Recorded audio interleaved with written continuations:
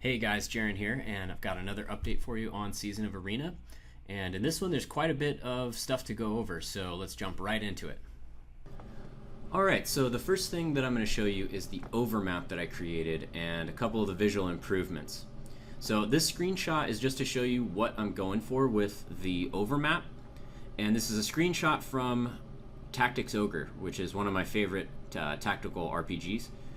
And the way this works is you can move this little guy around, which represents your party and all your team members, basically your traveling party. And you move them around on this map, and depending on what node you're on, you might get into different combat scenarios. You can also shop and buy weapons and armor and items and things, depending on what node you're on. And you might also get into some random encounters. So this is the kind of thing I'm going for. With the overmap and sort of general game loop with my game. Okay, so we'll swap over to my game.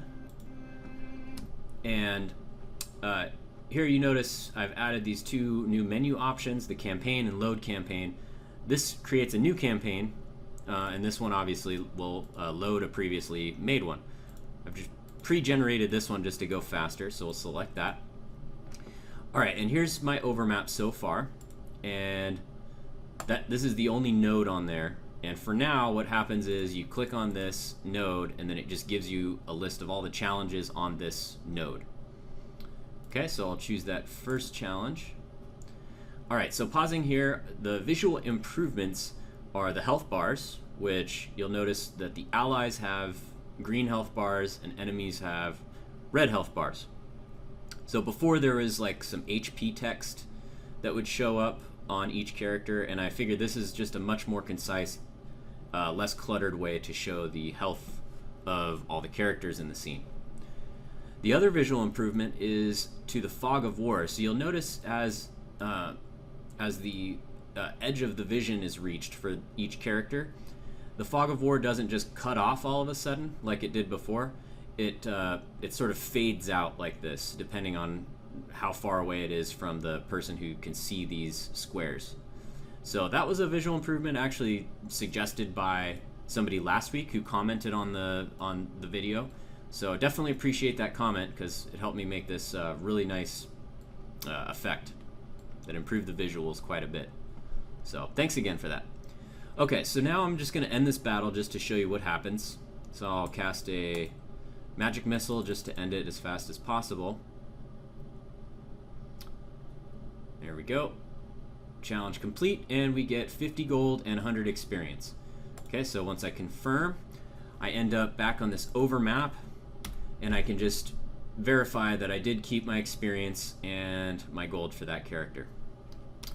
Alright, and currently there's no way to shop or customize your characters very much here, but that will be coming pretty soon. Next up, I'm going to show you the rogue class that I added. Okay, so I've got this team of 4 rogues over here, and I went against this orc cleric.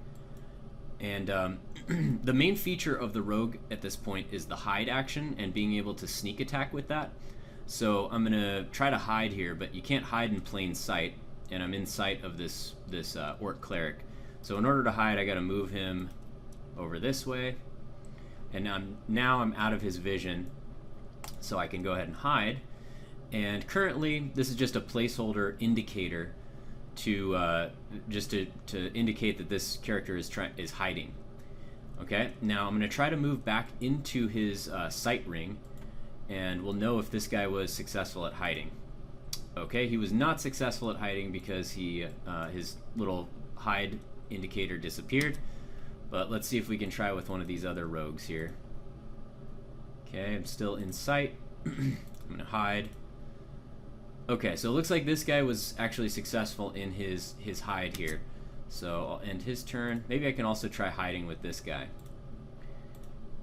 Okay, that guy was not successful. Alright, let's try this guy. Hide. Nope, not successful once again. Okay. I think clerics actually are able to sense hidden characters better because they have more wisdom. So wisdom is what helps you see hidden characters, and clerics have a really high wisdom usually. So that's that. So I'm going to end this guy's turn, and then Now it's his turn. I'm going to try to do a sneak attack on him. And I could try to go into melee range, but then he'll be able to get another opportunity to sense me because I'm going into melee range. So I'm going to try to stay out of melee range.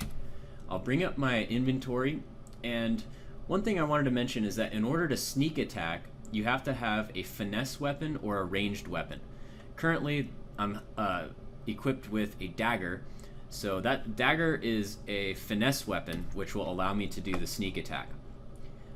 Also, daggers can be thrown, which is really nice for this case because, again, I don't want to be in melee range. So I'll do this attack, choose this guy. Boom. Okay, and I hit him for 9 damage, which is actually quite a bit. And yeah, for the amount of damage that these guys normally do, 9 is pretty good. So that sneak attack definitely helped me and got his life to almost down all the way. All right, so that's the main mechanic with the sneak attack and hiding.